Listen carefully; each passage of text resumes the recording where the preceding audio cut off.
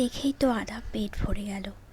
আজ বানাবো ম্যাগি, ওই পাহাড়ি ম্যাগিটা, একদম ঝাল ঝাল করে অনেকটা পরিমাণে লঙ্কা দিয়ে বানাতে যাব। এমন সময় দেখছি ঘরে তেমনভাবে লঙ্কা নেই। তো ছাদ থাকতে আমার কোনো চিন্তা নেই, ছাদেই যে আমার অনেক লঙ্কা গাছ আছে।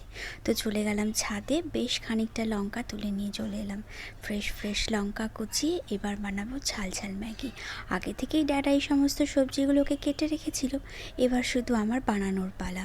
আদা সামান দেখে আজ যখন স্কুল থেকে আসবে, যখন দেখবে, ওরা প্রথমেই কিচেনে দেখে জানো যে আমি কি বানিয়েছি। যখন ওরা দেখবে না এই ম্যাগি ফ্রাই করেছি, ওরা প্রচুর খুশি হবে। ম্যাগি ফ্রাই করে দিলে এতটা পছন্দ করে, আমি চাউমিন বানিয়ে দিলেও মনে হয় অতটা পছন্দ করে না। তাই ভাবলাম আজ একটু ওদের জন্য লাঞ্চে এই ম্যাগিটাকে সুন্দর করে চাউমিনের মতন ফ্রাই করে দিই। ওই তেমন কিছু না, ঘরের থাকা যেরকম সবজি প্রতিদিনকার মতন ওই সবজি কিছু পরিমাণ দিয়ে দিয়েছি। গাজর, ক্যাপসিকাম, মটরশুঁটি তেমন একটা ভালোবাসে না, তাই দিইনি। ম্যাগি মশলাটা এক্সট্রা করে ঘরেই থাকে, ওটা একটু এক্সট্রা করে দিলে বেশি খেতে ভালো লাগে, তো সেটাই দিয়েছি। ব্যাস, এই আমার ম্যাগি একদম আমার খাওয়ার জন্য আপাতত রেডি। আর যখন নিজের প্ল্যাটারটা নিজের মতন করে সুন্দর করে সাজাবে না, দেখবে খাবারটা আরও বেশি যেন টেস্ট হয়ে যায়।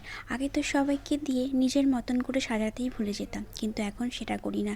এখন নিজেরটাও যেরকম সুন্দর সাজিয়ে দিই, সবাইকে তেমনভাবে সুন্দর করে সাজিয়েও খেতে দিই। এটা বেশ ভালো লাগে, খাবারটাও বেশ মনে আসে। দেখে মজা। हैप्पी इंडोमी है या मैगी? अच्छा मैगी है। हैप्पी। मेरे इसमें थोड़ा कम डालिए। कम डाल। हैप्पी।